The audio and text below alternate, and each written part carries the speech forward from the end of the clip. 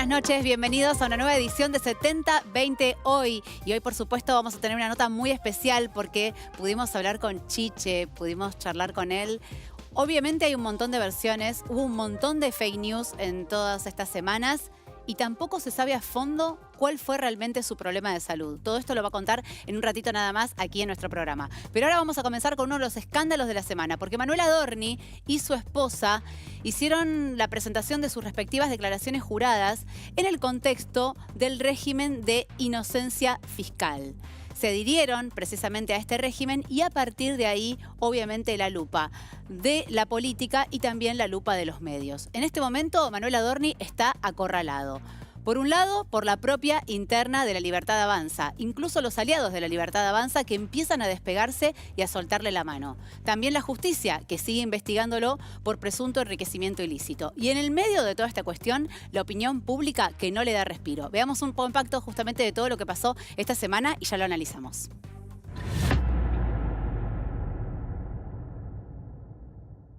Mi primer dinero, por así decirlo, lo hago cuando fallece mi papá en el 2002, que el dinero que me encontré que nos encontramos con mi hermano en el departamento. Después, en el 2013, yo me empiezo a incursionar en el mundo del Bitcoin. Entre 2014 y 2018, efectivamente, ganamos bastante dinero con esta inversión. Después, en el medio, yo soy papá. ¿Cuánto ganó? Mira, ahí yo más o menos teníamos, reconstruyendo la historia con mi mujer, invertimos aproximadamente unos $200.000 y ganamos aproximadamente unos $300.000. ¿Y por qué no lo declararon? No lo declaramos porque la manera de escaparte de la política, de la vieja política, antes era ahorrando en negro. Mintió, demoró su respuesta. Te guste o no te guste, te caiga más simpático o no te caiga más simpático. Y tu mujer tenía todos los dientes torcidos y no tenía una moneda. ¿Qué coach? ¿Qué te pasa? ¿Acá se cree que somos todos pelotudos? Propongo, con tanto proyecto de ley intrascendente que hay habitualmente en la Cámara de Diputados, que alguno se avive y declare ¿qué día es hoy? ¿10? 10 de junio como el Día Nacional del Boludo. No. Teniendo en cuenta que el jefe de gabinete nos está tomando por boludos a los argentinos. ¿Vos tenés 500 lucas? Tu mujer no tiene el comedor así. Perdóname, después surge una confusión por la hipoteca, porque quienes me prestan el dinero para la adquisición de Indocoa no querían hipotecar una propiedad que estuviese en provincia. Pero no entiendo por qué le pide plata a jubiladas en el medio. Claro, si él tiene eso es raro. Si él tiene el trofeo. Porque no tenía entrada USB. Claro que... Es tremendo estar en manos de mentirosos y delincuentes. Y ahí veíamos este compacto, obviamente con repercusiones políticas, como les decía, pero también en los medios. Incluso, por ejemplo, uno de los que se atrevieron a cuestionar el proceder de Manuel Adorni es el propio Luis Majul, que siempre se nos señaló como un periodista bastante afín con las ideas de este gobierno y que, sin embargo, lo está cuestionando Manuel Adorni. La realidad es que lo están cuestionando todos, salvo el propio presidente de la Nación. Sí, ¿cómo andás, Mercedes? ¿Todo bien? Mirá, la realidad que lo que todos notamos, Adorni es como que va reconstruyendo el relato de lo que fue su patrimonio y de lo que es su patrimonio a medida que pasan los días. Primero dice una cosa porque siente que de esa manera escapa o de alguna manera se esconde de los dichos de la semana. Cuando ve que la situación le explota nuevamente en la cara, sale, rectifica lo dicho y empieza con una nueva versión. Y así nos tiene a los argentinos desde hace casi 3 meses. Empezó diciendo que él en su declaración jurada tenía todo presentado, todo prolijo y que lo que le estaban haciendo era básicamente atacarlo principalmente en términos políticos. Cuando se dio cuenta que todo quedó a la luz y cuando notó que de alguna manera los argentinos ya empezaban a darse cuenta de que todo lo que había dicho era una farsa absoluta, empezó a cambiar la versión y yo creo que lógicamente acompañado desde ya con algún equipo de abogados que están tratando de ver de qué manera Adorni no solamente no hace caer en picadas al gobierno de Milei, que está hasta el día de hoy tratando de sostenerlo, porque en definitiva es como que ya hipotecó prácticamente su credibilidad a partir de este caso, sino que además lo hace porque entiende que esto, en cuanto al rebote judicial que puede tener, no solamente es muy grave para él, sino que también es muy grave para su vínculo familiar, para sus cercanos. Porque en definitiva, digo, a ver, para que veamos un poco el escenario en cuanto a los números. Una persona que dice tener 64 millones de pesos al asumir en la función pública, y miren, yo traje acá para que todos entendamos, digo, en esto se encontró Adorni que tenía 500 millones de dólares. En un pendrive como este. 500 millones de 500 pesos. millones de pesos. Entonces digo, 500.000 dólares, a decir verdad. 500.000 dólares. Entonces digo, si una persona que tiene 64 millones de pesos tiene en su casa un pendrive nadie se así, olvida 500.000 dólares. No, ¿cómo te vas a olvidar que Ahora, en un pendrive tenés 500.000 dólares? Entonces digo, es como una Martín, tomada de pelo permanente la que hace. Yo mencionaba que ya los aliados políticos de la Libertad Avanza, como pueden ser el PRO y la UCR, salieron a despegarse esta semana. Con mensajes institucionales desde los respectivos partidos, con pronunciamientos de algunos referentes de estos espacios. Y por eso te preguntaba si el único que sigue sosteniéndole la mano a Adorni en este momento, ¿quién es? Bueno, a Adorni la principal, lógicamente, persona de su círculo más cercano es Karina Milei, que fue de alguna manera quien, la hermana del presidente, dijo, bueno, hay que bancarlo a Adorni. Cuando tomó una decisión Karina, hizo que Javier tomara una decisión. Y a partir de eso, lógicamente, algún grupo de ministros que quieren tener una cercanía hacia el presidente y permanentemente estar bancando lo que decide el actual presidente de la nación, deciden, bueno, vamos a acompañarlo a Adorni. Lo cierto que obviamente todos, creo yo, que hubiesen querido tirarlo por la ventana. La realidad es que como Adorni tiene un valor político para la ciudad de Buenos Aires, después de haber hecho la última campaña en la que de alguna manera la Libertad Avanza que ya logró el triunfo, un valor político que ya... Hoy obviamente detonó todo el capital político que tenía Adorni. Y desde ya es lo que vos planteabas respecto a los aliados que tiene el gobierno, tanto el PRO, incluso algunos sectores de los gobernadores e incluso dentro del radicalismo también. Ya en definitiva lo único que dicen es no podemos seguir sosteniendo esta situación. Obvio, y hay que entender también el contexto del cuándo lo decide el gobierno apartar o correr en todo caso de este rol que tiene casi estratégico, teniendo en cuenta que es el jefe de gabinete, es el que tiene que hablar no solamente con todos sus pares de ministros, sino que a su vez es el que tiene que hilvanar conversaciones con los distintos gobernadores que hoy en día tienen a su cargo el manejo administrativo de las provincias. Ahora lo vamos a retomar este tema porque están los que sostienen que tiene que renunciar y también está la presentación que puede hacerse en el Congreso esta misma semana. Pero quería preguntarte, Valeria, la declaración jurada, ¿lo perjudicó en definitiva a nivel judicial? No lo beneficia en nada. ¿Y por qué? Vamos a darle un ejemplo a la gente para que se den cuenta. Si yo atropello a alguien con el auto y lo mato, pagando la multa por pasar el semáforo en rojo, ¿termina el tema? No, no termina el tema. Esto es lo mismo. Él lo que hizo hizo una declaración jurada tardía con la rectificación, con la ley de inocencia fiscal, pero eso lo único que hizo fue quitarle de encima la sombra del delito mayor que es la evasión fiscal. Pero fíjense, las dádivas no entran en el pendrive porque lo pagó Grandío. Grandío es un proveedor del Estado y ese argumento infantil que dice yo no firmé el cheque de contratación de Grandío, hablo del periodista que le pagó el charter privado, ¿no? El avión privado Punta del Este. Eso no resiste el menor análisis porque es lo mismo que el dueño de una empresa te diga yo no te eché, Mercedes, porque yo no firmé el telegrama. Fue la orden la que se bajó. Otro tema, no le saca de encima esta ley de inocencia fiscal, esta rectificación de las declaraciones juradas, el hecho de que él mismo asumió, yo ahorraba en negro, yo tenía todo este dinero en negro, yo copié y pegué la declaración jurada cuando asumí, yo me olvidé. ¿Por qué? Porque ahí hay un reconocimiento de que él no quiso declarar en su momento, en sus declaraciones juradas, estos ahorros. Es decir, ahí hay una intención, ahí hay dolo. Y no te olvides lo que dijimos acá siempre en este programa, adelantando lo que iba a hacer Adorni. Adorni está acusado de un delito que como funcionario público invierte aquello de que somos todos inocentes ante la ley. Él va a tener que justificarle a Policita mis ingresos se correspondían con mis egresos. Y todo eso no está en el pendrive. ¿Por qué? Porque los gastos de tarjeta de crédito no los pudo justificar, porque todos los viajes no los pudo justificar, porque todavía tiene muy grave, los números no dan, sumando estos 500.000 dólares, las compras y los cambios de propiedades y las modificaciones. Así que hasta ahora Adorni no zafa. Aldana, y en este punto, ¿cuál es la complicación a nivel judicial que se le viene con todo esto que acaba de explicar Valeria? Bueno, acá Adorni lo que hizo fue jugar con una nueva carta, se podría decir, y él dijo, prefiero yo hacer mea culpa y hacerme cargo por un delito menor a lo que es enriquecimiento ilícito. Por eso él se hace cargo y dice, yo ahorré en negro, estamos hablando de evasión fiscal,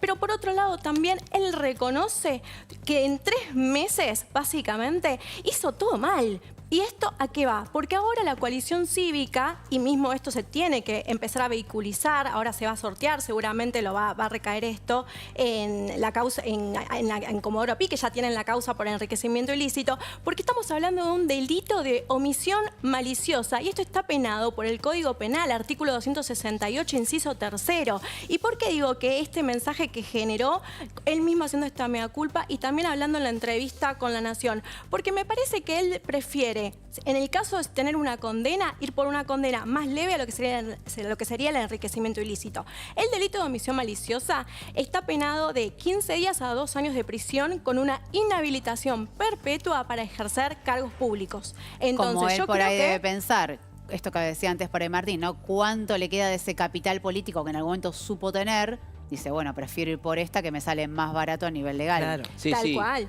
utiliza esa carta. Sí, ¿Qué es lo que se viene esta semana? Por eso te decía, algunos dicen puede llegar a renunciar. A mí la verdad me cuesta creer porque, Martín, yo me acuerdo que Chiche te preguntaba todas Sí. las semanas, ¿qué va a pasar esta semana con Adorni? Sí. Y eso fue desde febrero más o Sí. menos. Y no ha renunciado, no ha dado un paso al costado, Milei lo sigue sosteniendo. La otra instancia es, que sería algo histórico por primera vez, que el Congreso lo intime. Bueno, hay 2 escenarios dentro de lo posible para que más o menos tomemos en consideración. Si la política decide que Adorni debe dar cartas, debe responder ante el Congreso de la Nación y de alguna manera, vamos a decir así, hacer de lo que ha sido hasta acá, digamos, tomar en serio una declaración, y yo creo que hasta acá sería ver si los gobernadores ponen a sus legisladores a trabajar conforme a tratar de buscar una destitución, incluso del jefe de gabinete, o inclusive que el propio Congreso de la Nación sea la que de alguna manera intime al gobierno nacional a correrlo. ¿Por qué? Porque acá la política es la que en definitiva termina negociando la ficha de Adorni y haciéndose la sonza cuando le conviene que el gobierno siga con esta herida dentro. ¿Por qué? Porque lógicamente el peronismo y la izquierda son los más duros. Lo cierto es que no tienen los votos necesarios para que el Congreso de la Nación llame una sesión extraordinaria para tratar este tipo de cuestiones. Entonces, ¿qué termina pasando? Milei saca ventaja de esa debilidad que tiene la oposición en el Congreso a la hora de tratar de conseguir una unidad de criterios para enfrentar esta situación. Sí, pero saca ventaja de algo que en realidad lo está lastimando internamente. Porque bueno, pero el costo político que le está, digamos, le está conllevando sostenerlo a Adorni es tremendo. Sí, pero él hoy sostiene. O sea, no es algo para festejar, quiero decir. La no, debilidad del para nada. adversario no la puede festejar como un triunfo. No, lejos, pero él sigue sosteniendo su libreto. Él dice, a Adorni lo atacaron, incluso el propio Adorni dice, me hicieron ver como chorro. O sea, digo, es una persona que siente que lo que hizo hasta acá no está mal, y Milei le sostiene su discurso. Sí, pero a ver, dice, nuevamente confío en lo que dijo Adorni y ahora queda claro lo que él siempre hizo con su presupuesto, digo, o sea, con su patrimonio. Entonces digo, es muy llamativo la posición de Milei. ¿Por qué? Porque él juega un pleno. Toma una decisión que fue respaldarlo plena y duramente. No te olvides que el presidente Milei, perdón, doctora, no te olvides que el presidente Milei era el que hacía un culto de son héroes aquellos que evaden impuestos. Y casi este tema, además de el enriquecimiento ilícito, para mí también conlleva esta cuestión de vamos a seguir avalando que nosotros, los ciudadanos de a pie, paguemos todos nuestros impuestos, desde comprar una gaseosa hasta lo que declaramos anualmente, frente a alguien que es funcionario público y nos dicen, habitualmente no lo hice, siempre lo hice en negro, yo no quería declararlo, no quería pagar. Excusándose supuestamente en cómo protegerse de las viejas prácticas políticas, ¿no? Que fue lo que dijo. Ahora, hay una nueva denuncia, Valeria. Sí, hay una nueva denuncia, que es lo que estaba diciendo Aldana, que es, ¿qué es esto de la falsedad ideológica? La falsedad ideológica es, vos en una declaración jurada ponés datos que no se condicen con la realidad, pero lo haces volitivamente, lo haces con atención. Y otra es la omisión maliciosa. ¿Cuál es? No poner tu patrimonio, no poner el famoso pendrive, no poner tus ganancias. Pero hay algo más, y estos diputados lo denunciaron el viernes 12. Esta mentira que se hizo en el Congreso es muy grave. Es muy grave porque tiene casi el mismo peso de un falso testimonio. ¿Por qué? Porque él le dijo el día que tenía que brindar informes en la Cámara de Diputados y Senadores por este tema tan grave, les dijo, tengo todo limpio y todo declarado y va a surgir de mi declaración jurada. No la que iba a hacer después, no hay la que ya había ocultación, hecho. dijo. ¿Cómo? No hay ocultación, dijo. Exactamente. Y entonces, sí hubo ocultación. Hubo ocultamiento, hubo de todo. Y después Ahora, hubo algunas y en cosas ese más. punto había ido acompañado por el propio Milei. Sí, que acá sí, dijimos. tal cual. Y por Karina me también, acuerdo que vos, y habían Martín, lo orquestado habías todo. titulado como que Milei se había tirado sobre la La granada granada. Adorni. Sí, me acuerdo que sin pusiste duda. esa... ¿no? Sí, sí. Digo, perdón, Aldo, que te corté, pero digo, como que en esa circunstancia, la del Congreso, volvió a jugarse un pleno al acompañarlo. Bueno, hubo dos declaraciones de esta semana que llamaron la atención, o no tanto, podemos pensar, la de Victoria Villarroel, la vicepresidenta, que hoy dijo, y dijo en ese momento, como que es una verdadera vergüenza lo que estaba diciendo y lo que estaba justificando a Adorni de su situación patrimonial y económica. Pero por otro lado, la del abogado Mauricio de Alessandro, que llamó la atención, porque salió a decir que ahora Adorni era como que estaba menos culposo de la situación, como que ya había aclarado bastante y en definitiva que su testimonio y sobre todo sus declaraciones, ahora nuevamente públicas, en este caso con una entrevista que brindó en La Nación Más, ¿no? Tras haber presentado su declaración jurada, como que de alguna manera ya tenía más el camino allanado para poder presentarse ante la justicia, si en caso de que haga falta, o ante la Fiscalía de Policita, en caso de que el fiscal le tome algún tipo de declaración y demás con respecto a los últimos dichos de lo que ha sido el movimiento económico, que por ahí es un poco lo que decía la doctora Carreras. Acá lo que no nos tenemos que olvidar es que dentro de la acusación que se hace con la situación de Adorni, no solamente se está analizando cómo compró y cómo vendió propiedades dentro de lo que fue sus 2 años en el ejercicio de la función pública, sino que además, fuera de eso, son los gastos en la tarjeta, en donde él tenía declarados 3,5 millones de pesos por mes y gastaba cerca de 15 millones de pesos por mes. Entonces, ahí es la situación en la que el blanco no cierra por ningún lado y en donde por más de que vos tengas ingresos en negro, ¿cómo puede ser que siendo el jefe de gabinete de la Nación, también ahí podamos pensar, la FIP no mire, el resto de entidades que de alguna manera tendrían que controlar, como decíamos recién, al conjunto de los argentinos, no preste atención, sí, o el mismo jefe de gabinete no se dé cuenta de que está haciendo las cosas demasiado mal? Es que estamos atravesando, a ver, esto no es una cuestión de omisión, una cuestión de me olvidé algo. Estamos hablando de un delito. Y no solo eso, también me parece importante destacar que estamos hablando de un jefe de gabinete, y esto es histórico, porque por primera vez en la historia de nuestro país, desde 1994, que se crea esta figura, hay un jefe de gabinete que está imputado y que está siendo investigado por hechos de corrupción en ejercicio de sus funciones. Haberle mentido al Congreso, esto no es gratis. Y yo creo que ahora también, cuando se empiece a poner en discusión todo lo que son los tratamientos de todas las reformas que se quieren hacer, ojo con esto, porque se la va a ver en un ambiente muy difícil. Y un detalle no menor me parece que Karina, que antes lo respaldaba, fíjense que esta semana, después de la entrevista que brindó Adorni, ella posteó una foto con una torta junto a Bullrich y a su equipo después de la mesa política, en la cual están celebrando los 70 años de Patricia Bullrich. Mirá este mensaje. Como despegándose, empezando a despegarse. Otro de los temas de la semana tiene que ver, ya nos viene ocupando desde hace ya dos fines de semana, 3, el caso Agostina. Una semana que fue clave porque hubo un montón de giros en esta trama que empieza a tornarse muy pesada y muy densa en lo criminal.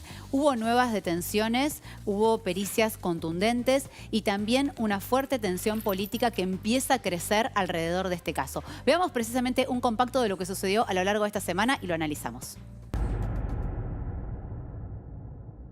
Relié la convocó engañada a Agostina porque lo que quería era tener una relación sexual.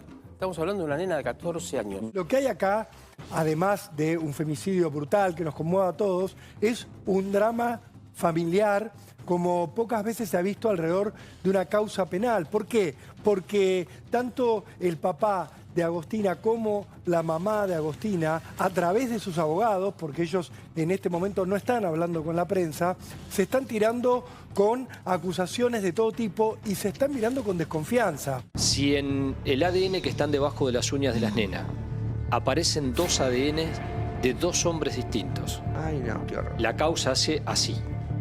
Abajo de las uñas de Agostina, 2 perfiles de ADN. ¿Qué significa esto? Primero, una maniobra defensiva.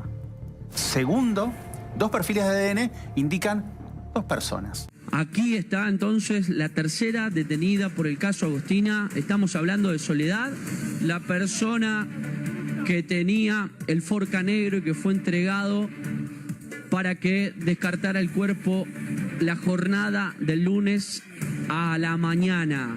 Así se va en estos momentos hacia la jefatura, custodiados por los móviles de investigaciones.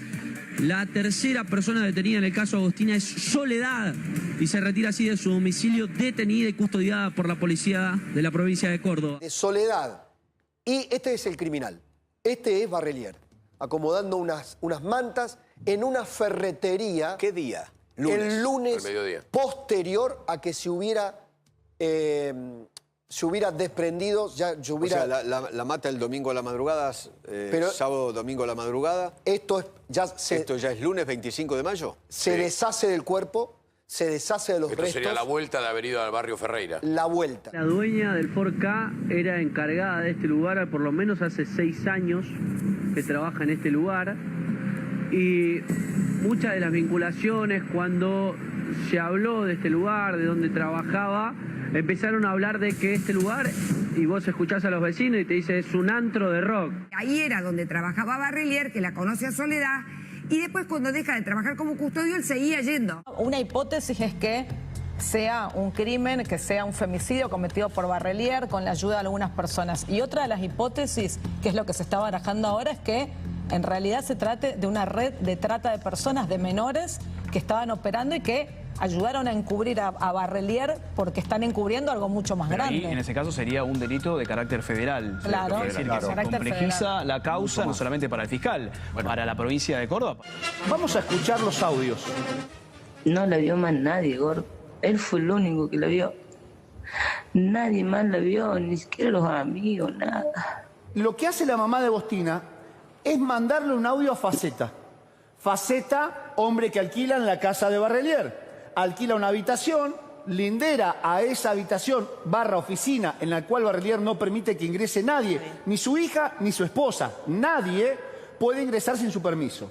Él sabe dónde está mi hija y hoy lo van a hacer hablar por las buenas o por las malas. Ojalá me equivoco, pero me parece raro todo esto. No, y Chiche, porque, perdón. Porque que la madre llame, escúchame, que la madre llame a su ex amante para ver dónde está su hija. ¿A vos no te parece raro? Muy.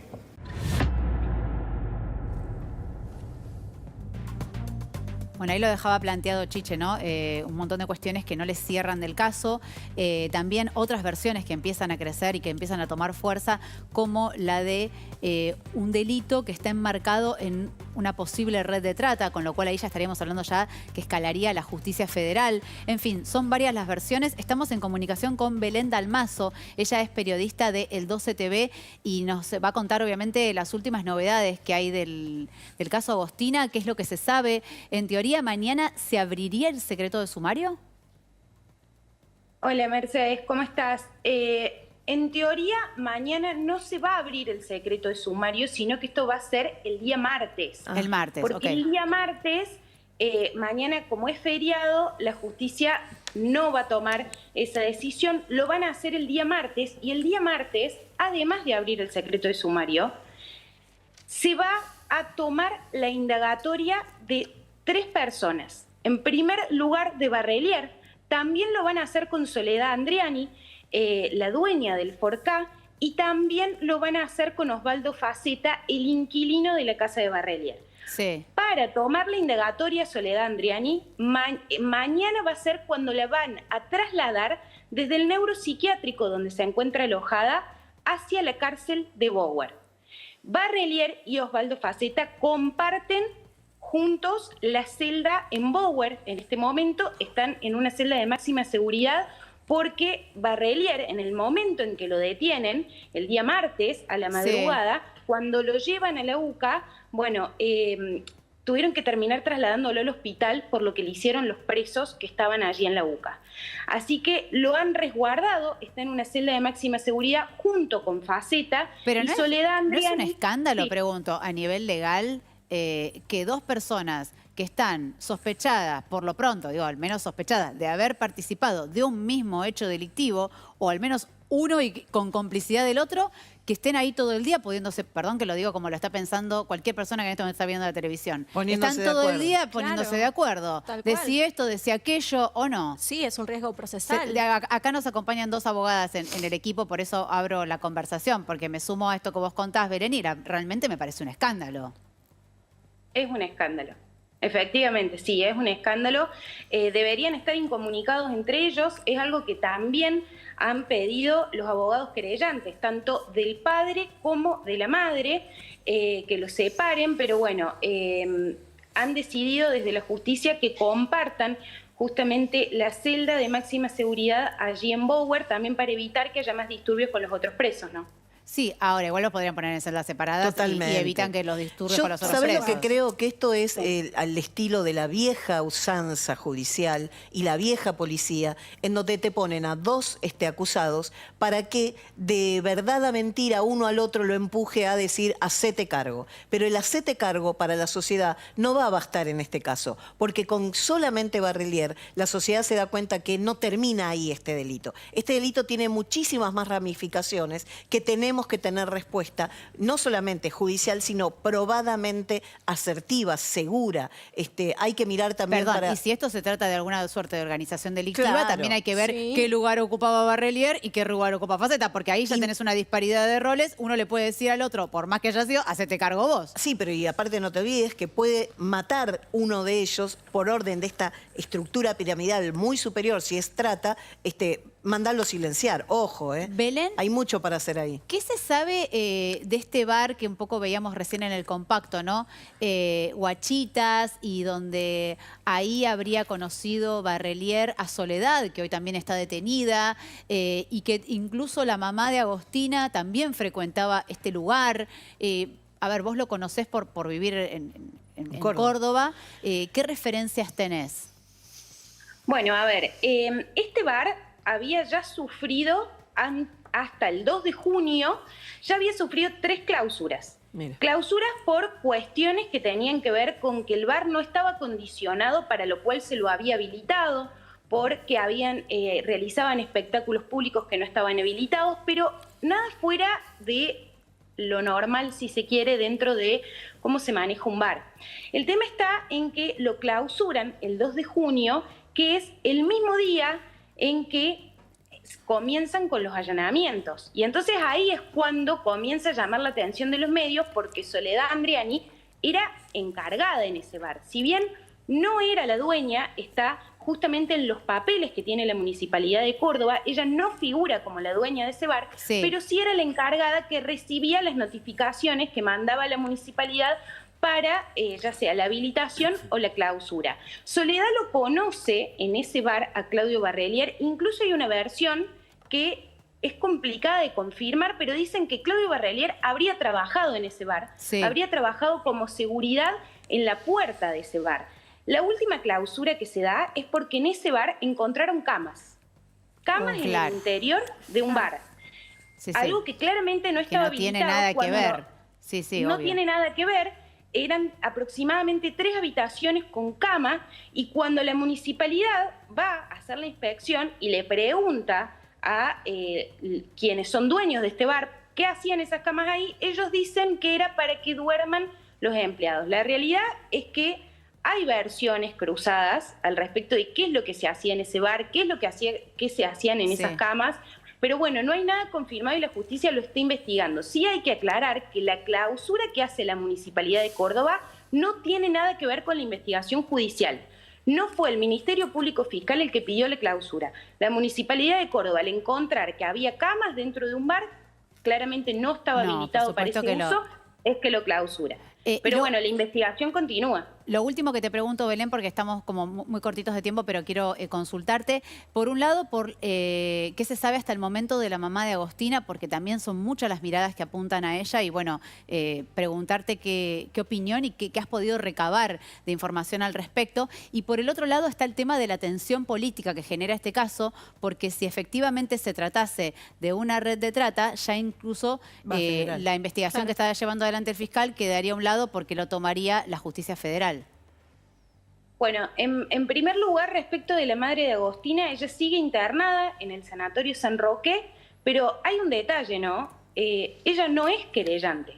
Los abuelos de Agostina son querellantes y ella no. Y esto es lo que se sospecha respecto de la línea de investigación de que la madre de Agostina podría ser imputada e incluso desde la semana pasada hay una versión que ha surgido desde fuentes judiciales que se pediría la detención de la madre en lo que va de esta semana.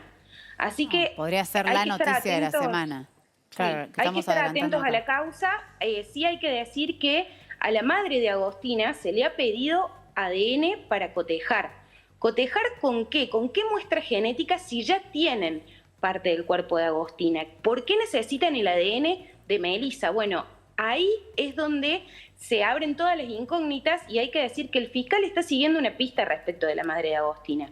¿En qué derivará la investigación? No lo sabemos, pero se habla de que va a haber un traslado desde el hospital donde está Melissa en este momento internada hacia justamente la dependencia judicial para que se le tome declaración a la madre de Agostina y podría quedar imputada. Bueno, eso es una de las teorías que se están manejando en este momento. Perdón. Y este dato que estás dando es importantísimo. Este dato que estás dando de que le han pedido ADN a la mamá de la nena, ¿surge judicialmente la versión o cómo lo tenés?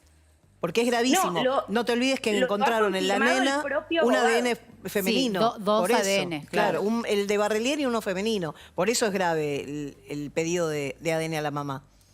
Hay que decir que estas versiones que surgen de que Agostina tenía debajo de las uñas 2 tipos de ADN son versiones que todavía no las podemos confirmar porque como no se ha levantado el secreto de sumario, ni siquiera los abogados querellantes tienen acceso a los resultados de la autopsia. Pero sí está confirmado por el abogado de Melissa, por el abogado querellante en este caso, que se le pidió ADN a Melissa.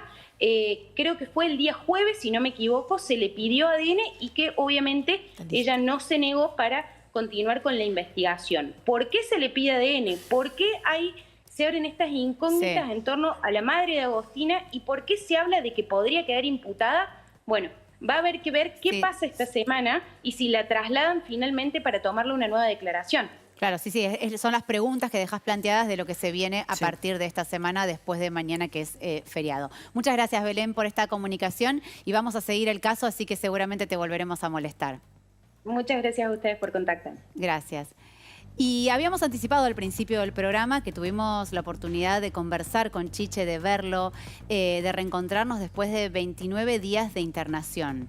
Obviamente es una batalla muy dura la que tuvo que dar Chiche, ahora lo va a contar él en primera persona, porque tampoco se tomó ni dimensión ni profundidad del cuadro exacto que tenía él a nivel clínico. Él lo cuenta con nombre y apellido. Cuenta absolutamente todo, fiel al estilo Chiche, por supuesto, no ocultó ni intentó maquillar ninguna de las preguntas, así que vamos a compartir esta charla íntima, este mano a mano con Chiche. Si había que perder el pie, lo perdía. El primer médico que me ve me dice, estás golpeando las puertas del cielo. Sentí que querían matarme. Lo primero que se me ocurre pensar es, ¿cómo se te ocurrió, después de recibir el alta, ir a la radio e ir a un canal de televisión? Porque me sentía en deuda. ¿En deuda? Sí. ¿Por qué te sentías en deuda? Porque me sentía que tenía que responder al afecto que recibí a lo largo de todos los días. Siento que se agravó supuestamente mi estado de salud. Sí. No estaba más grave que el estado de salud, estaba complicado, sí, estaba complicado, pero la verdad que yo ya tenía resuelto que si había que perder el pie, lo perdía. ¿A ese punto? Sí, Mi mujer sabe que yo le dije 2 días antes. Yo creo que se va a perder el pie, pero bueno, y si es el precio para que salgan las cosas bien, bueno, vamos.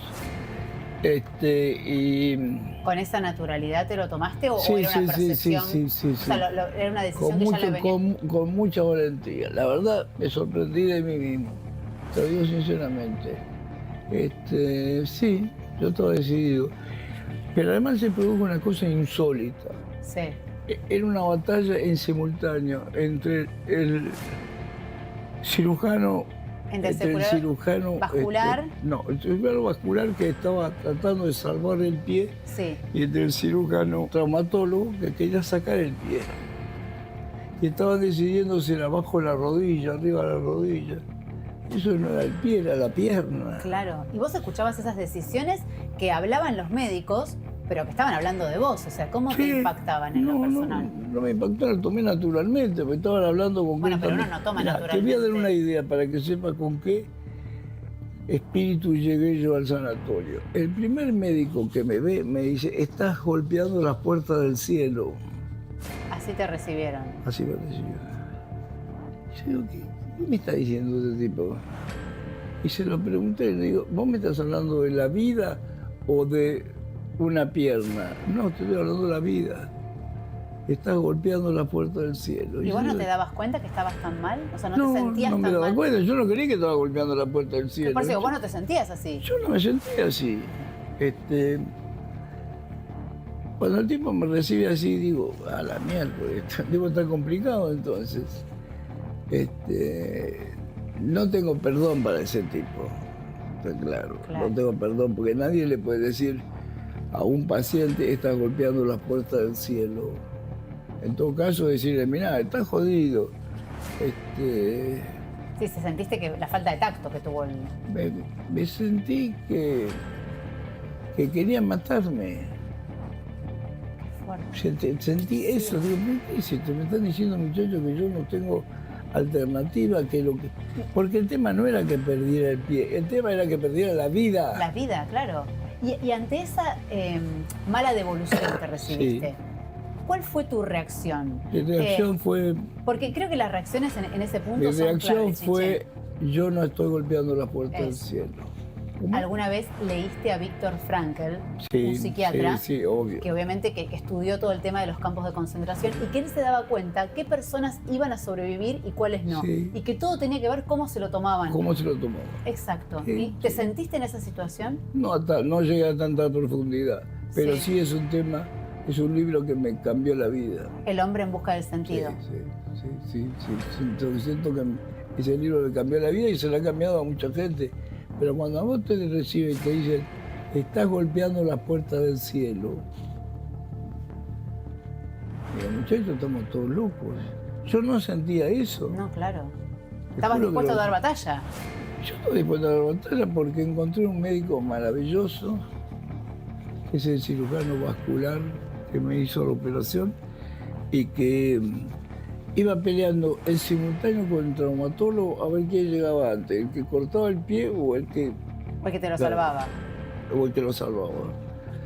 Y la operación se hizo con sedación, o sea, era una especie de cirugía en la que yo tenía conciencia de lo que estaba pasando. No tenía dolor, pero tenía conciencia. Y yo sentía que yo le estaba ganando la batalla. Sentía cómo se estaba abriendo la arteria. ¿Lo sentiste? Lo sentía y veía al médico que peleaba, peleaba conmigo para que se abriera la arteria. Y cuando estaba, muchachos, seguimos, nos seguimos, y el cirujano decía, sí, sigamos. Y seguimos al punto tal que yo no sentí más dolor. Y ahí te diste cuenta que había funcionado. Que estaba ganando. Claro. La verdad, no podía creer una experiencia. Se lo dije ayer al cirujano vascular antes de salir del sanatorio. Le digo, ¿cómo puede ser que en el mismo sanatorio estén peleando cabeza a cabeza? Mientras yo estaba peleándola para abrir la arteria, que era el problema que tenía en ese momento, había un médico que estaba preparando la operación de la el plan amputación. B. Claro. Estaba hablando de la amputación. un tipo joven, un cirujano de familia muy reconocida, de traumatólogo. El tipo estaba al margen de todo y estaba convencido de que me tenía que cortar el pie. Y el cirujano vascular que decía, no lo vamos a cortar. Y acá estoy, tengo los dos piecitos. Los dos pies. ¿Y algo que hayas podido rescatar, que vos digas, a ver, estar internado un mes es un escenario mucho tiempo, que nadie podría ver nada positivo en eso? Sí. Pero aún en ese escenario tan adverso, ¿vos encontraste cosas positivas que te sorprendieron? De Yo la lo gente que que te sentí que quiere. era mucha gente. Eso. Mucha gente que me acompañaba en esto, mucha gente que me deseaba de todo corazón que saliera bien. La verdad que me sentí muy acompañado. Eso es una obligación para cualquier persona que se siente medianamente agradecido. Yo me sentí agradecido porque sentí que mucha gente me estaba dando fuerza. Y esa fuerza es la que me ayudó a salir adelante. Y un cirujano maravilloso como el doctor Pardo, que la peleó hasta el final con vos. ¿Cómo? Que la peleó hasta el final con vos. La peleó conmigo y yo le dije, loco, ganamos. Sí. ¿Te llegaste a emocionar? Sí. Sí, porque yo no podía creer lo que sentía. Porque se me estaba yendo el dolor a medida que avanzaba él en la arteria. Y te emocionaste. Pero ¿cómo era emocionar? Yo sentí que estábamos ganando esa batalla. Claro. De hecho, salí sin dolor. Sin dolor. Entré con un dolor permanente, el peor dolor que se te ocurra, pues son los dolores de cuando tenés cortada una arteria o una arteria tapada, es lo peor que te puede pasar. Y yo sentí que se me estaba yendo, se me fue el dolor. Hoy no lo tengo. Cuando comenzamos la nota me dijiste que lo que te movió enseguida a ir a tu puesto de trabajo, ir a la radio, ir al canal, era porque te sentías en deuda. ¿Es una deuda, por ahí un mandato? No, no es un mandato, es una deuda que tengo porque cada vez que me ocurre un episodio límite, me pasó con otra internación que tuve en la época del COVID. Yo no tuve COVID, pero tuve la internación límite. Lo que era la devolución de la gente, es muy impresionante lo que se siente. Sí. Que la gente fuerza, chiche, dale chiche, peleala, chiche. ¿Y cómo no lo vas a agradecer eso? ¿Cómo no lo vas a hacer? ¿Cómo no vas a salir lo primero que voy a la radio? Porque en la radio todos los días te decían, volvé chiche, te estamos esperando. Claro. Con un cariño y con una devoción que yo la verdad me sorprende. Y yo a veces me pregunto, como a veces siempre jode con eso Mirta Legrand, yo no sé si les he dado tanto. Te iba a preguntar, ¿vos les has dado tu vida, como dice Mirta? Viste que Mirta dice, les he dado mi vida. Yo no sé si le di mi vida, yo le di mi laburo, mi vocación por hacer este trabajo lo mejor posible. Yo te iba a decir lo de Mirta, que vos dijiste antes, que Mirta siempre dice, les he dado mi vida. Yo entiendo que en ese recorte que hace Mirta, decir, les di mi vida al público, es porque yo no le di mi vida al público. Ella por ahí lo señala como que ha dejado cosas personales en pos de su carrera. ¿Vos dejaste mucho de lo personal en pos de tu carrera? No, yo no he dejado nada de lo personal. No, yo no me puedo hacer endilgar esa soberbia. No. Yo hice mi trabajo del mejor modo posible, pero no me parece que yo le haya dado la vida. Yo lo que le di es una forma de hacer el laburo que me gusta, que me comprometió siempre y que, bueno... Pero lo ves en la calle cuando te dicen fuerza, chiche, dale chiche. ¿Y por qué esto? Algo lo hago. Claro, la semilla que quedó de lo que diste. Por eso cuando me dicen la gente, ¿hasta cuándo? ¿Y hasta cuándo aguante? Claro. ¿Hasta cuándo aguante? Yo salí de esta internación, te juro, con 10 años menos. Sí, se te nota, incluso se te nota muy bien de la voz. Sí, en la voz, incluso. Sí. ¿Gente que se haya comunicado con vos en este periodo y que realmente te sorprendió porque no te lo esperabas? Mucha gente. De diversos ámbitos, mucha gente. Lo cual me emociona. Sí. ¿Del gobierno se comunicaron? Sí. Nunca me sentí solo y Le decían, lo que necesitas esto, lo que necesito yo no necesito nada, necesito que los médicos no se equivoquen. Y que hagan bien las cosas. Tu familia, ¿qué dice de todo esto de que vos ya querés volver al ruedo, que aquí no ha pasado No nada? están de acuerdo, pero saben que no puede conmigo. Que sos indomable. Mira, yo me acuerdo que una médica que en un momento fue mi médica de cabecera, me llamó cuando yo estaba en Ucrania, ¿no? Y me dijo, la verdad, Chiche, yo debo reconocer que yo como médica aprendo mucho de mis pacientes. Mira. Porque que vos después, porque ella sabía perfectamente todo mi dolencia. Todo tu tema, claro. Sabía O perfectamente. sea, ella jamás te hubiera dado el ok para que viajes. Pero me dijo, la verdad que yo aprendo mucho de mis pacientes. Que vos estés en Ucrania en estos momentos, cuando yo te saqué de una anemia al borde de la muerte, y te saqué de fiebre, te saqué de todo lo quilombo, eso es lo que tuviste, y que estés en este momento en Ucrania, me dio la sensación de que yo aprendo mucho de mis pacientes. Porque vos no tuviste ninguna duda de hacer lo que tu vocación. Lo que te marcaba Sí. Tu intuición. Y la verdad tenía razón. ¿Te encomendaste en la fe o vos no sos yo un no hombre creo en muy, la fe, muy... más allá de los... No creo en la fe como elemento religioso, creo en la fe porque yo creo que tenemos la obligación de sentirnos profundamente agradecidos a la vida que nos dan. El hecho de sentir que tenés gente que te dé salud, que tenés médicos que se la jueguen sin conocerte. ¿Qué es lo que más disfrutás de haberle ganado esta batalla? Estar vivo. La verdad que lo que más disfruto es eso. Cuando yo salí de ese quirófano y sentí que no me dolía más lo que me había dolido hasta un minuto antes, la verdad que sentí mucho placer. Reconozco que a lo mejor el otro médico lo hacía con toda la buena voluntad, ¿viste? Hacía lo mejor que le parecía, porque podía pensar que me estaba muriendo.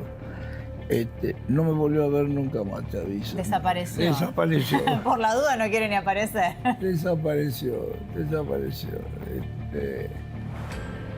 Pero estuvo bastante turno, porque él tenía que haber venido a pedirme. A dar la cara. Sí, a ver. No, bueno, a decir qué bueno que funcionó este plan A y que no hubo que recurrir al plan Tenía B. que haber venido, pero no vino. Se lo perdió él. Bueno, ahora te estás viendo por la tele. Pero la verdad que estuvo como el culo. Porque tenía que haber venido a decirme, me equivoqué. Bueno, muy pronto volvés al programa. Estoy volviendo y la semana que viene, en filme, vamos a estar ahí. Ahí está, en Canal 9. Gracias. Gracias a vos. Lindo verte. Y ahí lo veíamos a Chiche, estábamos obviamente súper atentos aquí en el estudio, repasando esta conversación, esta entrevista, tantos títulos que dio, ¿no? Es un periodista, tiene que dar títulos y no paró de dar títulos uno tras otro. Te vemos bien, te vemos muy recuperado y por supuesto te esperamos aquí en el programa. Una de las notas más polémicas y que involucra al espectáculo y también a la televisión es la que escribió la periodista Silvina Llamazares en Clarín, donde tituló que esta edición de Gran Hermano es la peor de todas a su entender. ¿En qué se basó? Básicamente en que se perdió el ADN original del programa, que los participantes entran y salen sin ninguna lógica, que el público gasta dinero en sacar gente de la casa para que luego, sin ninguna razón, vuelvan a entrar y un montón de argumentos más. ¿Acaso estamos entonces frente a la peor edición de todas de Gran Hermano? Santiago del Moro, les adelanto, está en llamas.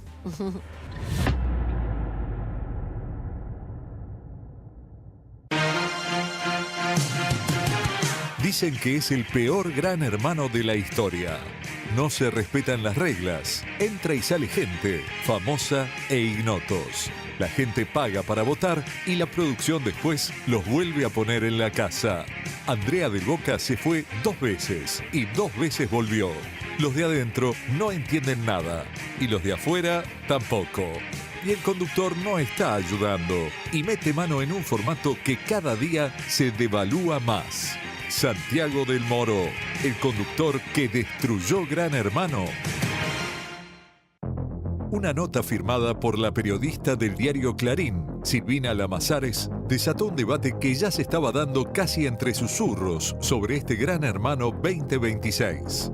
La nota arranca de esta manera. Si es cierto aquello de que las reglas están para romperse, entonces no hablemos de formato, ni de reglamento, ni exageremos con la impostura vocal del dueño de casa buscando meter miedo si se rompe el aislamiento o se hace complot. Este Gran Hermano, el autodenominado Generación Dorada, vaya uno a saber por qué, es el peor de todos. Es el más flojo, el más desprolijo y más allá de la subjetividad de esta apreciación, objetivamente es el que más se aleja del ADN del formato. Pasa cualquier cosa a cada rato y todo porque sí. Los expulsados vuelven, los que abandonan vuelven y así. La puerta giratoria por la que entran y salen está en un loop, no para. Quien les habla yo escribí en el mes de abril una nota que se llamaba en mi Instagram ¿por qué se arruinó Gran Hermano? Estaba en esta línea, en esto de, con la excusa de que en todo el mundo sea, viste que cuando le preguntan, y lo dice la nota de Silvina Llamazares en Clarín, cuando le preguntan a Del Moro, algo dice, en el mundo se hace. Porque él justifica que en todos los Gran Hermanos del mundo se hace. Entonces dice, pero uno le pegaron un martillazo en la cabeza. En el mundo se hace. Te dice, entonces con eso justifica que es todas las reglas. El problema es que el programa se alejó de las reglas, que hace que era un programa que duraba 3 meses, que tenía de 12 a 16 participantes, que se iba uno por semana y que el aislamiento era absoluto y las reglas eran muy claras. En un país como la Argentina, que hoy es un país sin reglas, es un país sin ley, bueno, Gran Hermano es el reflejo de la Argentina también. Y ya el que renuncia puede volver a entrar, el que se va, o sea, ¿dónde quedó esta cosa? Es un molinete el aislamiento. No existe. Ya está. No, ya está. Uno se va porque tiene la madre enferma, ahora quiere volver, vuelve con toda la data. No está bien. Cuando el formato se estrenó en la Argentina en marzo de 2001, generó un imán de audiencia del que se hablaba en cualquier círculo social. El juego era muy claro y las reglas también. La nota de la periodista sigue así. Pasaron los años y el formato en la Argentina se deformó, por más que Santiago Del Moro, el conductor de las últimas 4 ediciones, insista con que esto, chicos, pasa en todas partes del mundo. Esa frase quedó convertida en su muletilla cuando tiene que dar explicaciones por las curiosas decisiones de la producción, muchas de ellas inexplicables, tanto para los participantes como para especialmente el público. Jorge Rial, que alguna vez realizó la conducción del programa y en varias ediciones, conoce cómo se desarrolla desde adentro el GH. Se manipula todo. Sí. El tema es así. Yo les voy a contar cómo hacíamos nosotros. Le saco la nariz al payaso, no hay drama. Cuando se vota, obviamente hay un tiempo para votar. Vos como producción sabés quién te rinde y quién no te rinde. Claro, vos ves el rating, quién garpa y quién no. Y vos ves que te fue por ahí a placa, te fue uno que te rinde mucho y puede irse. Y arrancá la votación y el que vos querés que se quede se está yendo. Entonces, ¿qué hacíamos nosotros? Alargaba o acortaba el tiempo de la votación. Claro, no es que era una trampa tan... No había trampa. Claro. Los votos que entraban eran reales. Una vez que entraron, no te importa quién gana. Ya está el juego desarrollado, no hay problema. Es un programa muy lindo, de verdad. Me gustó hacerlo. ¿Lo volvería a hacer? Hoy no. Por momentos, el programa parece descontrolarse. Ya nadie entiende quién es quién. Para muchos, es un problema de casting. No me gusta el cast y no me gusta que rompieron la esencia de Gran Hermano, que lo que tenía era realmente ver a Pero personas. ya la venían rompiendo igual. Sí, pero este año es eso del dar. La rompieron más rápido. Sí, entiendo que es un formato de televisión y que hacen lo que sea para sobrevivir, pero me parece que hay cosas que en la esencia del programa, que era el aislamiento, no existe más. No está más. No. Y era divertido eso. Era divertido, veías cómo se iban deformando, se les iba yendo la tintura, se les iba yendo las pestañas postizas. Ahora es como que, no sé si no tienen un peluquero y maquillador ahí adentro. A veces parece, ¿no? Sí. Del Moro, cada vez que la producción saca o mete a alguien en la casa, sale a dar alguna explicación. Ya desde el primer día me dijeron, tenemos que hacer todo rápido para que entres de nuevo. Yo decía, pero no. Igual déjame que cuente algo públicamente. Quiero contar algo. Nadie está obligado a hacer la ronda de prensa, ni de streaming, ni de nada. Y tarde o temprano te vas a tener que sentar en todos lados. Es que, a ver... Y al que no le guste, chicos, las puertas están abiertas. Que no le guste, chicos, las puertas están abiertas. Para que Carmiña pudiera llegar al repechaje, hubo muchas reuniones previas con la gente de Holanda, de Países Bajos. Ellos no querían saber absolutamente nada, se le presentaron las pruebas de que ellas estaban bien, de que se le había pedido perdón, entonces aceptaron que participara si el público la metía. Pero esa producción que se señala tanto trabajó mucho tiempo para que ella pudiera participar, pero no llegó con los votos. Después cuando dicen, las expusieron, chicos, en Gran Hermano todos están expuestos. Lo dijo ella, Carmiña, que la Por eso, ella es agradecida. Me pareció mal el posteo que hizo. Por esa eso, yo les quería contar la verdad de todo. También Carmiña, cuando dijo que no había podido cobrar todavía, ellos cuando vienen a trabajar, que vienen desde afuera, tienen que abrirse una cuenta en el país. Claro. Otra cosa que se dijo, la fortuna que le pagaban a Andrés Boca por día, eso no existe, chicos. Ayer hablaban de unos números. No está esa plata, Sí, no existe. Pero que el canal no dispone ese de presupuesto. A ver, si vos entraste, saliste porque extraño a mi hija, quiero irme, me expulsan, volví. El Golden Ticket, chicos, el Golden Ticket es un delirio. Delirio total. Y bueno, Del Moro alguna vez le iba a pasar esto. Para mí, Gran Hermano es el que entra. Ponele que con un participante te pase. Sí, podés administrarlo un poco.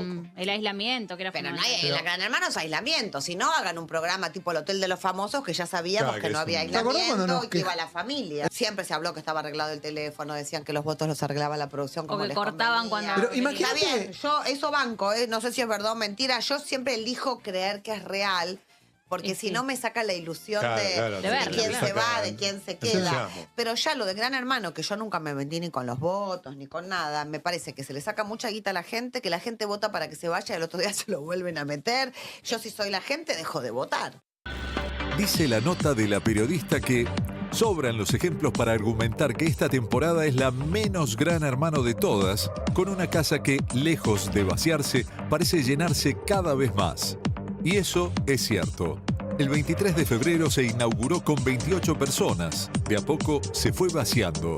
Se fue Daniela porque su padre había fallecido, pero volvió. Se fue Divina Gloria por un tema de salud, la Maciel, y entraron muchos reemplazos. Un día entraron 9 nuevos. 2 del repechaje y 2 con Golden Ticket. Uno de ellos, el exfutbolista Brian Sarmiento. La actriz, la heroína de telenovelas, fue la primera en traspasar el umbral, en febrero, y a los pocos días, en marzo, dejó la casa por un tema de hipertensión y de síntomas gastrointestinales. Pero volvió. A los pocos días, ya en abril, la sacaron en ambulancia porque se había caído, le sangraba la boca y en medio de un ataque de nervios pedía por su madre. Unas semanas después ingresó su hija, Ana, para llevarse su valija. Y hace poco terminó reapareciendo Andrea. ¿Por qué? Porque sí. Lo peor que tiene la nota es que todo lo que describe es cierto, no es opinión, No. es información concreta, real y verificable sobre lo que se vio en pantalla. Porque la opinión es discutible, podés decir, bueno, tiene saña, pero cuando la nota está centrada en datos y no en opinión, te liquida, porque vos no podés salir a decir lo que dice la Mazares es mentira, porque todo lo que dice lo vimos. No, aparte Entonces, lo que de tiene ejemplos de- fácticos. Por eso, lo que tiene de tremendo la nota Sí. es que el 90% es data, el 10% es opinión. Que uno defiende formato, pero esto es indefendible. Lo de la Mazares en esta nota, yo que la leí completa, hace referencia a Sol, a los ingresos de Sol, a Andrea del Boca, a Cincia, a lo que fue el repechaje y a la puerta giratoria. Una puerta que realmente es una puerta giratoria. Y si encima la gente vota, echa gente y vos los volvés a meter porque te pinta. El peor momento de Gran Hermano, la verdad, se pasan por el traste el voto de la gente, hacen lo que quieren, el reglamento ya no existe, es el peor GH de todas las temporadas que llevan no sé cuánto, 25 acá en Argentina. Unas noches, después de las críticas, Santiago del Moro se enojó con los participantes. Para todo el grupo, las cuestiones que tengan que ver conmigo me las dicen a mí en la carita que la pongo todos los días acá. ¿Quién es ese? La esposa del turco. Diga el Supremo afuera, lo que pasa es quién cierra la puerta el último día. Pocos entendieron el enojo, y cuando Del Moro habla de grupo, ¿se refiere al grupo de participantes o al grupo al que pertenece en su trabajo en la radio? Del Moro está furioso por esto, porque siente que el grupo que lo contrata en la radio le hace esta publicación y bueno, más allá de que obviamente él coincida o no con lo que se dice ahí, bueno, no le causa gracia. Pero a este Gran Hermano se le ven los hilos. Nadie les cree y se nota mucho que las chicas están demasiado producidas. nosotros fuera de cámara, de decir, sí, pero ¿cómo hacen, por ejemplo, no sé, con las raíces, con el pelo, las uñas? Las uñas. Y si te estás haciendo vos misma el color, porque puede pasar, tampoco que eso no se ha visto. Claro, antes te mostraban cómo se hacían uno las le cosas. hacía el color al otro, ¿me entendés? Sí. Y que bueno, que te quedó más o menos, no importa, ¿entendés? Como vos decís, o sea, hay cosas que uno empieza a ver que está como más producido que la idea de la persona entró y Yanina Siri ya a esta altura tendría que tener las extensiones que se le van cayendo, dijo. Lo que parecía un formato casi intocable, hoy parece no serlo. ¿Cuánto tiene que ver la conducción? El debate sobre la conducción de Santiago del Moro en Gran Hermano Argentina genera intensas discusiones entre críticos de televisión, sociólogos y fanáticos del formato. Gran Hermano llegó a la Argentina a principios del siglo XXI como un experimento sociológico. Conducido inicialmente por Soledad Silveira y consagrado más tarde por Jorge Rial, el programa se basaba en el aislamiento estricto, la observación voyerista y el debate descarnado de las conductas humanas. A partir de este momento, finaliza el horario apto para todo público. Definitivo de esa tradición. Para un sector del público y de la crítica, Del Moro no solo cambió las reglas del juego, sino que terminó por destrozar la esencia misma del formato original. Para otros, simplemente lo adaptó a las demandas de la televisión moderna y las redes sociales. El formato original de Gran Hermano, creado por John de Mol, ponía el foco en la psicología de los participantes. El conductor histórico actuaba como un intermediario distante, a menudo severo, que exponía las contradicciones de los jugadores. Jorge Rial, por ejemplo, utilizaba el picadito psicológico y la confrontación directa para desestabilizar o revelar las verdaderas intenciones de los participantes. Santiago del Moro aborda el programa desde una escuela televisiva completamente diferente, la del entretenimiento puro y el infotelemento, proveniente de programas como Infama. Su estilo se caracteriza por un ritmo frenético que prioriza el impacto inmediato sobre el desarrollo de los conflictos, una actitud de amigo o animador de los participantes, rompiendo la distancia institucional que el formato exige. La espectacularización constante de situaciones cotidianas, transformando la convivencia en un desfile de momentos memorables para las redes sociales. Esta mutación hace que el programa pierda su naturaleza de experimento social para convertirse en un show de talentos o un juego de destrezas mediáticas, donde el aislamiento pasa a un segundo plano. Otros dicen que Santiago mete mucha mano en detalles que deberían ser responsabilidad directa de los productores, como por ejemplo dejar afuera a algunos protagonistas que participaron de este show. Desde que arrancó todo esto, no tuve la mejor referencia con Santiago del Moro, así que quédate tranquilo que mientras no hable maravillas de él no me van a llamar. O sea, Santiago es muy fuerte en el programa. No sé cuál será la función y las acciones que hay adentro, pero no lo van a hacer. ¿En qué punto sentís que chocan con Santiago? No, yo jamás le falté el respeto, solamente en el punto de que vos como notero a mí me preguntás, ¿te gusta Santiago del Moro en la conducción? Y yo te digo que no. Me vas a decir, ¿te parece mal conductor? No, es excelente conductor. No me gusta lo que hace en Gran Hermano. ¿Lo puede hacer mejor? Y con la experiencia que tiene, calculo que sí.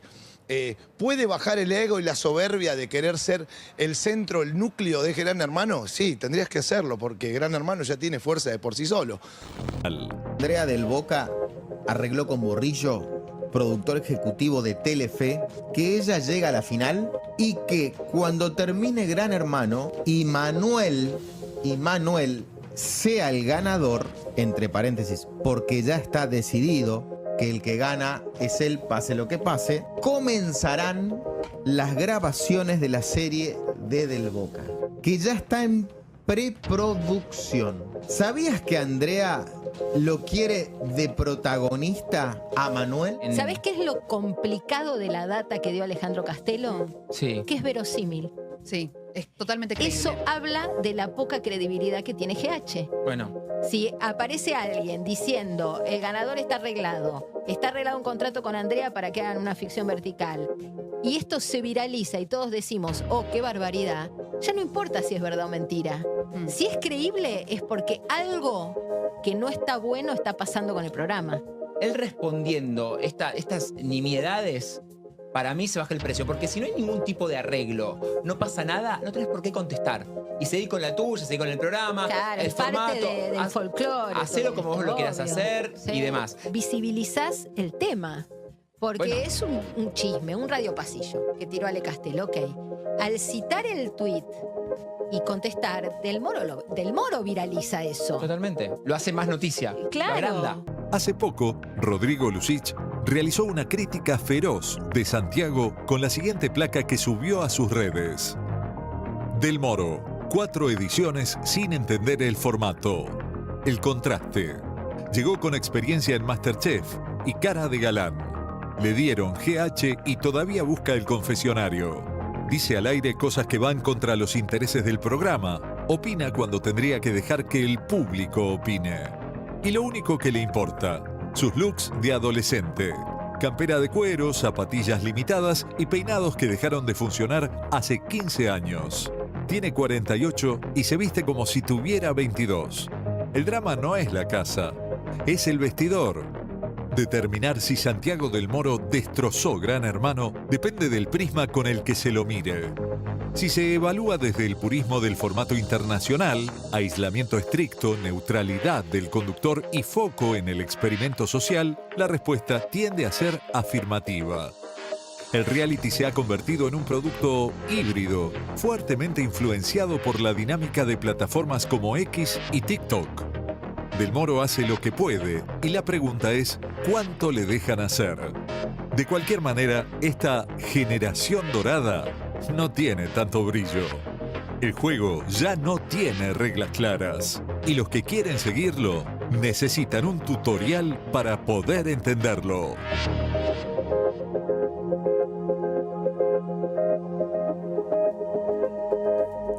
Ahí veíamos el informe en base, pero como les decía, de esta nota lapidaria que hizo el diario Clarín titulando que esta edición de Gran Hermano es la peor de todas.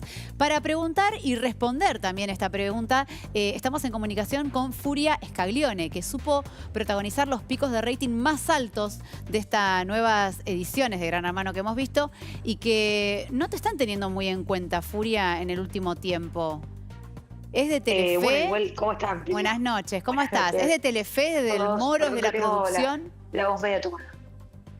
No, para nada. Yo también tomé otro camino. Desde el año pasado renuncié. Yo estaba trabajando en Telefe y me fui para Chile. Así que nada, desde ahí empecé a ver como mi nuevo camino y bueno, dejé el canal. Así que nada, ya después arrancaba nuevamente otro nuevo Gran Hermano, por lo cual sí me han convocado para ir a la Noche de los Ex o bueno, nada, ir a algún streaming. Pero bueno, yo busco trabajos más en ese sentido. Quería meterme en otros realities. Entonces empecé a hacer mi carrera fuera. Y bueno, este año se me dio que viajé a España, volví a Chile. Bueno, nada. Por suerte vengo bastante bien. Así que me alejé un poco de lo que es GH. Furia, te hago una pregunta que por ahí como televidente me quedó esta sensación, pero vos me podrás contestar si esto es así. ¿En algún momento te sentiste usada por el formato? Sí. Porque, como dije antes, medías muchísimo y casi en los umbrales de la final como que te soltaron la mano y se deshicieron de vos cuando en realidad les rendiste todo el programa. Bueno, en realidad la idea de sacarme afuera, o sea, era para que dentro de las 3 semanas que quedaban yo pueda ser explotada comercialmente. Por eso tenía tribunas de marcas, o sea, ustedes lo vieron, había marcas que pagaban porque yo me siento ahí en esa tribuna. No quisieron que gane o no, me dejaron ganar, eso se está viendo ahora en un juicio que se está haciendo. Perdón que tengo la voz tomada, pero intento hablar lo mejor que puedo. Nada, a mi hermana se le avisó que me iban a sacar, eso conllevó a que cuando saliste no entendía nada. Nada, eso tiene muchos indicios de que así como te suben, te bajan y que obviamente, como yo sé la verdad y no pueden controlarme porque no me callo la boca y digo lo que me pasó, porque digo que fue fraude y que no me dejaron ganar, o sea, simplemente por ser mujer y porque nada, ensuciaron mi imagen un montón.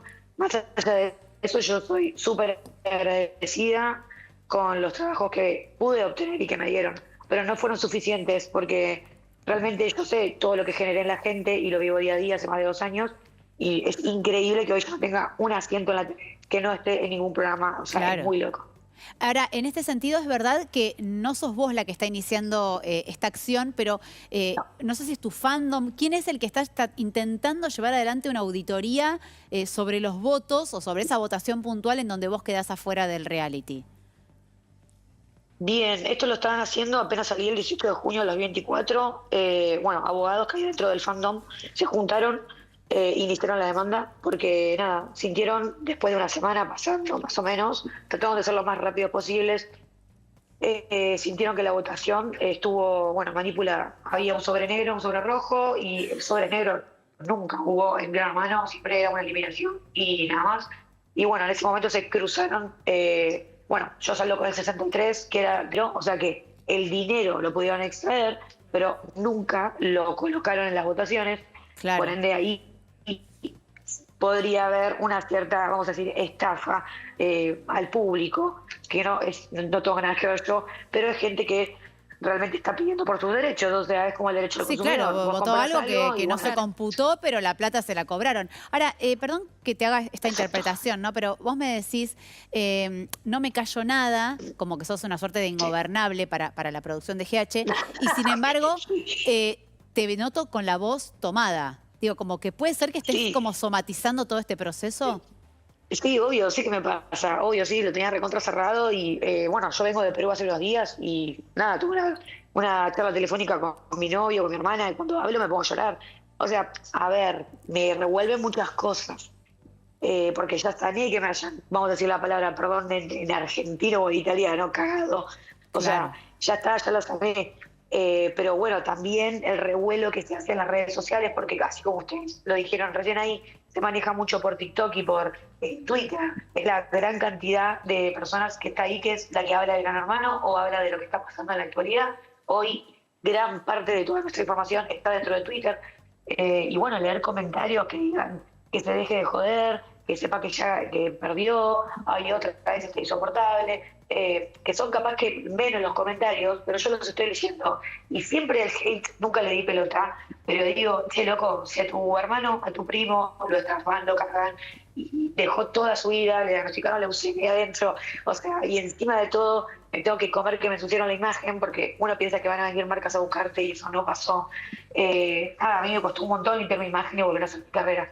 Y tratar de aprovechar esa fama que tenía, o que tengo, vamos a decirlo. Y nada, tratar de ser lo más limpia posible en todas mis palabras, pero a veces te da ganas de, viste, de ir y ya no es ir a hacer una demanda o sea, te da ganas de decírselos en la cara, de que tantas pueden ser con todo lo que yo diría ahí adentro.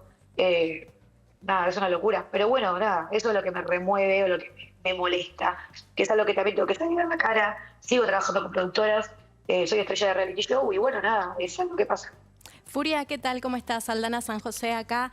Me gustaría retomar un poco el tema de la denuncia por parte de los abogados y tu fandom, porque esa denuncia se arbitró en lo que sería comercial, se podría decir, leyes de defensa del consumidor por la violación y por estafar, supuestamente, que la gente, digamos, cuando pone su voto y eroga dinero, está haciendo un voto de confianza hacia vos. Y si esto no se traduce, por supuesto, habría un fraude, habría también publicidad engañosa cuando te están incitando a realizar un llamado, enviar mensajes, etcétera. Mi pregunta puntual es, por un lado, ¿esto se desarrolló en defensa del consumidor? ¿Fueron también por otra vía? Sobre todo teniendo en cuenta que afectó tu imagen, tu reputación, como vos decís, y el lucro que vos tuviste, lucro cesante, porque dejaste de trabajar con muchas marcas a raíz de este juego que se hizo, o cierta por ahí manipulación. la posibilidad de no ganar, claro. Exacto, vos perdiste un potencial económico de seguir generando dinero a través de tu imagen. Bueno, por parte, lo que fue la demanda, sí, fue hecha a denuncia del consumidor. Obviamente eso que se expresa, también lo que se les pide o lo que está dictaminando ahora el juez es, por parte de eso, la estafa en la votación. Y por otro lado, es que esa misma noche se trucaron los votos. O sea, que ahí también, que eso se hizo público. Justamente Santiago del Moro esa misma noche dice que hubo más de 10 millones de votos. Entonces, hasta él mismo lo firma. No había manera de la cantidad de plata que había entrado esta misma noche de que me saquen a mí. Y después a la próxima semana le habían sacado a Martín. Yo creo que los ganadores estaban entre Martín, yo y Emma. y no había otra manera de... Sí, nos estábamos escuchando atentamente y bueno, todo este potencial en definitiva que vos tenías dentro de la casa hasta la recta final, que era lo poquito que faltaba, pero sobre todo el potencial que se te podía abrir una vez fuera del reality. Me gustaría, ahora estamos, la verdad que tenemos que ir al corte y nos hemos quedado sin tiempo, pero me gustaría que podamos retomar la conversación, que puedas incluso venir aquí al programa, conocernos y conversar, porque es como vos decís, ¿no? Te ha costado muchísimo limpiar tu imagen y ahora estás iniciando un nuevo camino y me gustaría que te podamos conocer en esta nueva versión. Gracias. Dale, no, por favor, a ustedes. Gracias. Y ahora sí, Maxi Consumo siempre te da algo más y ahora te vas a sorprender con estas ofertas increíbles y reales. Maxi, ofertas imperdibles para que ahorres de verdad. Mirá. El Mundial del Ahorro lo jugás en Maxi Consumo. Arvejas Marolio, 340 gramos, 359,90. Pan rallado rebosador Marolio por 1 kilo, 1.199,90. Atajá los precios en Maxi Consumo. Te lo dice el Pato como un campeón del mundo. Todos los días un quilombo esto, y ahora encima acampan acá. Durante años las calles fueron un caos, pero eso ahora cambió. El desorden no va más. Ahora la ley se cumple y el orden se respeta. Buenos Aires Ciudad. SUTECBA, Sindicato Único de Trabajadores del Estado de la Ciudad de Buenos Aires. Un gremio fuerte, unido y solidario.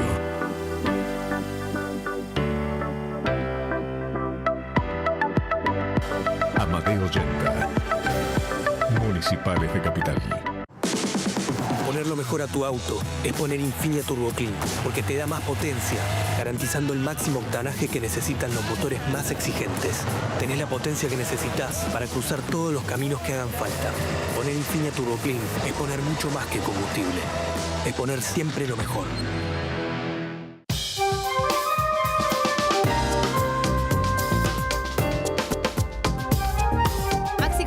Siempre te da algo más y ahora te vas a sorprender con estas ofertas increíbles y reales. Maxi, ofertas imperdibles para que ahorres de verdad. Mirá. El Mundial del Ahorro lo jugás en Maxi Consumo. Puré de tomates Marolio por 520 gramos, 599,90. Fideos Marolio por 500 gramos, 599,90. Atajá los precios en Maxi Consumo. Te lo dice el Pato como un campeón del mundo.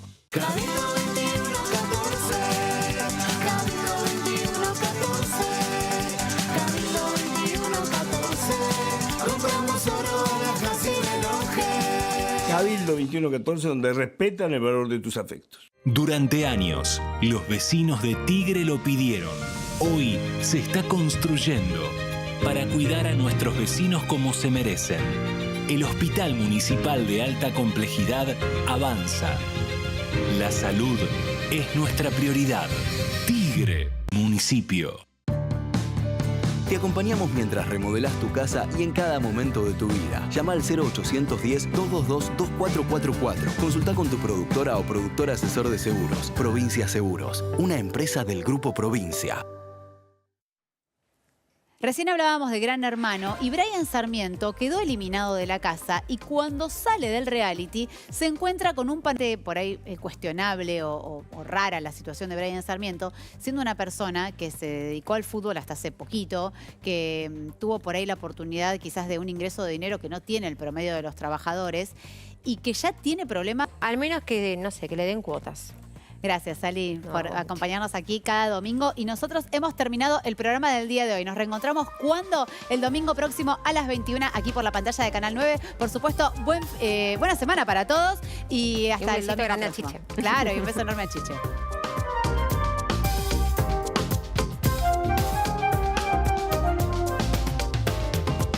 Tránsito Seguro, la empresa de seguridad vial y ciudadana más grande de la Argentina.